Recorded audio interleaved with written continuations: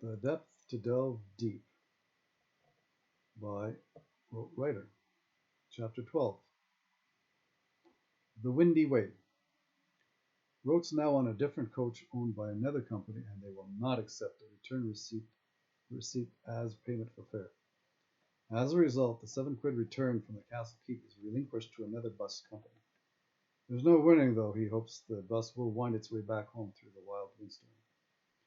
The wind wields its might that afternoon as the last of the few 500-year-old plus trees left standing are challenged to uproot. He sees the younger trees yield earnestly only to be left lying long enough for opportunists seeking firewood. There are so few trees left in Scotland that any tree uprooted will be greeted like a godsend for firewood and such.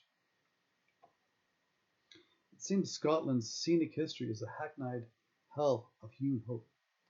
Their highland hills are killed and tilled and remain so by sheep grazing. Rote learns that along with bans on tree planting brought on by the English, who make it their mission moreover the world over to improve things with imperialistic improvement acts, is they clear-cut clan and culture with their horrendous Highland clearances. In Scotland's case, it's an attempt to squash the spirits of the Scots, especially the Highlanders. They banish the bagpipes. They outlaw tunes that tout Scotland the brave. They outlaw the Highland dress, the whole lilt, kilt, and caboodle, including swords, skindoo, and sporan. No more claymore cleavers, dangerous dirks, or tethered, leathered, stuttered, teething targes. They're not even allowed to speak their Gaelic language. They're not able to hunt to feed their families. Their forests are clear cut, leaving nothing left to live on, let alone burn or bring home. As Rote learns, the Systematic Improvement Act actually forces them into slave labor by the landlords, tenants in their own land. On the other hand, they can be conscripted to become the casualties of Britain's brutish bulwark abroad, exterminated or expatriated into the emerging English colonies as criminals. Rote could write a sad song about the long history of hardship hewn from the heart of darkness, drearily on display by the green veneer enveloping the barren bens and glens. Rote can see the glee when a Scotsman has a fallen tree to trim, truncate, and trunk, rather than burning peat for heat. Aye, peat, the smell of heat, heaved with a hoe, when there are no more trees to show. A dug-up deliverance, as depicted by the bus driver who makes the windstorms sound like a windfall for some Scots. Rote chats with the bus driver. He's in the front of the bus, on board as the only passenger. The driver tells Rote about the Scottish sheep herders, or shepherds, that will stay all summer up in the heathery highlands heights graced with gorse glens. Atop the green mountains and veering vales peppered with pinkish purple flowers and sods sprinkled with yellow lapelled black pods, the Scotch shepherds mind their sheep, sometimes troubled by sleep. Then the bus driver says sordidly, how lonely they get at night with nothing to do but keep the sheep in their free-flowing kindled kilts. Is he saying they shag sheep? Rote wonders. The bus is held up. They wait to find out what's holding up traffic ahead. The wind continues to howl. It seems a tree has been uprooted and is in the process of being removed by a sheep farm. He meticulously cuts the felled tree in accordance to the cord of wood dreamed of. While waiting, the bus driver calls his dispatcher to direct him through to another route back to the school. It's where the wee ones are to be picked up. To see the driver reversing direction with a full-length bus along roads narrow by English customs, let alone Scottish standards, is a task to behold. He succeeds. They continue along a different path. Directions are dictated over a mobile phone and are determined by fallen trees from wintry Fintry to all over the area. And at every turn in town, the tune changes, even though the signs don't, for they all point towards Stirling. Stirling, Scotland's hub in the wheel of a spoken shire, is centred in so many ways.